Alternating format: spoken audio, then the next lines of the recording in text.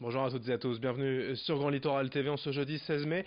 L'actualité du jour sur le littoral Côte d'Opale et dans l'Audomarois, la Flandre, bref, près de chez vous. Voici d'abord vos prévisions météo. En ce jeudi, le soleil brillera de nouveau dans la région avec quelques nuages, quelques cumulus, juste pour décorer. Le temps restera globalement très agréable malgré la fraîcheur matinale et le vent de nord-est persistant. Les températures sont tout juste de saison avec 16 degrés cet après-midi à Saint-Omer et au Touquet, 14 à Boulogne, 13 à Dunkerque et à Calais. La météo complète après ce journal. À la une d'abord du sport avec les 4 jours de Dunkerque, la grande épreuve cycliste régionale à suivre tout au long de cette semaine avec nos amis de la radio régionale Delta FM. Le résumé de l'étape d'hier et la présentation de celle du jour. Cyril Frémin avec Philippe Limousin à leur arrivée de la deuxième étape hier à Saint-Quentin. Bienvenue sur la 65e édition des 4 jours de Dunkerque. Nous sommes toujours avec notre consultant Philippe Limousin. Philippe, hier il faisait beau, on était bien, on était presque en vacances et puis finalement il y a eu un scénario complètement dingue avec cette arrivée. Clément Venturini qui pense avoir gagné, déjà c'était une belle performance, et il est déclassé. Qu'est-ce qui s'est passé? Mais il s'est passé que Clément Venturini faisait son sprint en deuxième ligne. Il allait très vite, il a voulu passer en première ligne au niveau des meilleurs, mais il n'avait pas la place. Donc il a poussé de la main légèrement, mais très légèrement, un des coureurs, Timothy Dupont, qui le précédait. Et puis quand les commissaires ont revu les images, ils ont jugé qu'il fallait le déclasser, alors que vraiment pas, parce qu'il n'a pas décalé de sa ligne, ce coureur. Il a simplement averti qu'il passait. Ça méritait pas ça. C'est très léger, hein. Déjà sur la première étape, Brian Cocard avait pris une pénalité assez dure. Clément Venturini qui avait gagné, hein, il y a 2 ans les 4 jours, et il va chercher maintenant à se venger peut-être sur les prochaines étapes. Je pense qu'il aura l'esprit revanchard parce que, bon, déjà Clément Venturini connaît bien l'épreuve, il l'a remporté en 2017. Il affichait à travers cette victoire aujourd'hui, puisqu'il a quand même franchi la ligne le premier, il affichait vraiment ses ambitions à travers cette victoire. Et moi je me disais, lui, ça y est, s'il s'est positionné là aujourd'hui, samedi à Cassel, il passera, quoi, comme il était passé il y a 2 ans. Et donc, je pense qu'il sera revanchard. Malheureusement, il a 50 secondes dans la vue avec ses pénalités. Donc, c'est là où ça devient plus compliqué. On rappelle que finalement c'est Dylan Groenewegen, hein, qui a donc remporté sur tapis vert cette deuxième étape. Aujourd'hui, entre Laon et Compiègne, on imagine encore un sprint, on imagine du coup peut-être une troisième victoire pour Dylan Groenewegen. Ça va pas être facile, on l'a vu, hein, sur l'étape d'hier, ça va pas être si évident que ça pour le sprinter. Oui, c'est vrai, ça dépend comment se profile l'arrivée, si c'est une grande avenue, une belle ligne droite, si c'est tortueux, etc. Mais c'est vrai que, bon, il faut reconnaître que Dylan Groenewegen, c'est le grandissime favori au cas d'arrivée au sprint. Et les pronostiqueurs vont le jouer aussi pour l'étape de demain.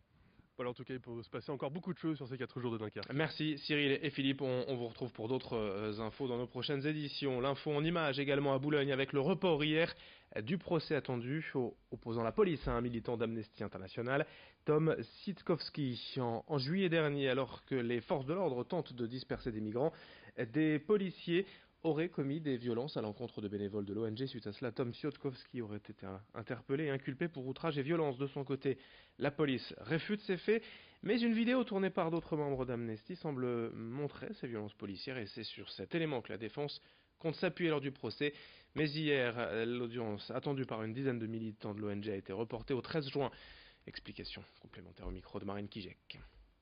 C'est pour ça que ce cas est extrêmement important et emblématique, c'est que c'est souvent la parole du bénévole contre la parole des policiers. C'est très difficile de pouvoir prouver et obtenir justice. Là, il se trouve qu'effectivement, toute la scène a été filmée et donc il n'y a pas d'équivoque. On voit bien effectivement que Tom ne faisait pas preuve d'agressivité, qu'il a été volontairement poussé, qu'il y avait un réel risque pour sa vie, et tout ça a été filmé. Donc aujourd'hui, ce qu'on demande, c'est que simplement la justice fasse son travail et que les charges peuvent être abandonnées puisqu'elles sont fondées sur des faits qui n'existent pas. Autre image, hier mercredi à Merville dans les Flandres, l'entreprise Lys Service inaugurait sa nouvelle installation, 1270 mètres carrés de panneaux solaires thermiques pour chauffer l'eau qu'utilise l'entreprise, la station de lavage pour poids lourds. La création et l'installation ont été réalisées par l'entreprise belge Sunoptimo. Ces panneaux solaires thermiques devraient permettre à la société Lys Service de prendre en charge environ 500 MW par an, soit environ 30% de la consommation totale de l'entreprise, pour faire des économies.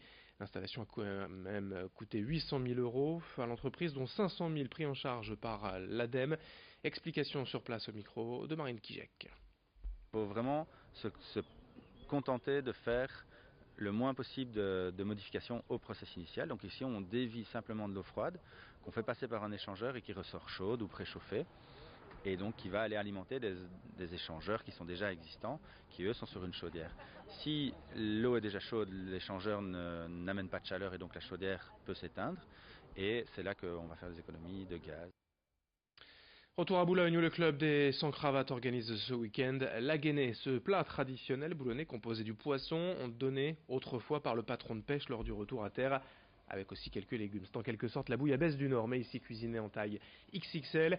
Ce week-end, quai Gambetta à Boulogne, la guénée sera en effet mijotée dans une marmite géante de 9 mètres sur 2. Les sans-cravates regroupent des chefs d'entreprise partenaires de l'USBCO. Depuis 10 ans, ils organisent cette guénée à des fins caritatives puisque tous les bénéfices sont reversés à des associations. Présentation au micro de Corentin Escaillé. Alors la guénée, c'est à l'époque, c'était le gain de la pêche, du retour de pêche, quand les pêcheurs marins revenaient avec le poisson dans les bateaux, s'ils avaient fait une très bonne pêche, le patron donnait une partie de la pêche, quelques poissons justement aux pêcheurs pour retourner chez eux, pour pouvoir avoir à manger pour toute la famille. Donc c'était un gain qu'on appelait, c'est pour ça que ça s'appelle la guénée. La guénée sur le port de Boulogne, nous la vivrons ensemble dimanche midi en direct sur Grand Littoral TV, 1h de 11h30 à 12h30 avec nos équipes sur place. Ne manquez pas la guénée, dimanche sur Grand Littoral TV en direct depuis Boulogne. Une dernière information en sport, en basket, la 33e journée de Jeep Elite hier soir et pas de miracle pour le BCM en déplacement chez le leader Lyon-Villeurbanne hier. Pas de miracle pour les Maritimes, défaite 95-72. La dernière journée et le dernier match de la saison, ce sera à Sportica samedi face à Strasbourg. Fin de ce journal sur Grand Littoral TV à suivre dans un instant vos prévisions météo et l'infotrafic, d'autres infos et on se retrouve dans 8 minutes pour une nouvelle édition. Merci de votre fidélité, très bonne journée à toutes et à tous.